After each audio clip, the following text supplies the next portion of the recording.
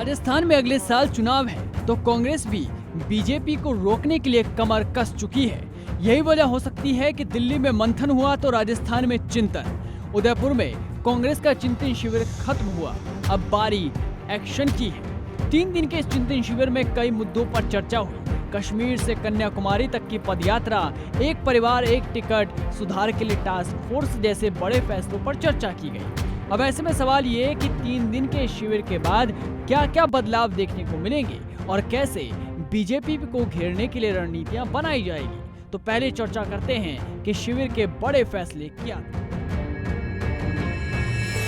बता दें कि पार्टी में अब एक परिवार एक पद एक टिकट फार्मूला चलेगा, यानी परिवार में दूसरे को तभी टिकट मिलेगा जब वो 5 साल पार्टी के लिए काम कर चुका होगा। दूसरी बात कि 5 साल से ज्यादा एक व्यक्ति एक पद पर नहीं रहेगा। पार्टी अक्टूबर में कन्याकुमारी से कश्मीर तक पदयात्रा करेगी। इसके साथ ही संगठन में हर लेवल पर 50% सीटें 50 से कम उम्र के लोगों के लिए रिजर्व होंगी। पार्टी कांग्रेस में सुधारों के लिए एक टास्क फोर्स बनाएगी। जाहिर है इसका फायदा आने वाले समय में मिलेगा। वहीं CWC के कुछ सदस्यों को लेकर पार्टी एक सलाहकार समिति बनाएगी जो चुनौतियों को लेकर सलाह देगी। इसके साथ ही पार्टी में 3 नए विभाग बनेंगे: चुनाव प्रबंधन, ट्रेनिंग और जनता से फीडबैक। ये तो वो फैसले थे जिन पर चर्चा की गई, मंथन किया गया। अब इसका असर क्या हो सकता है वो भी जानिए।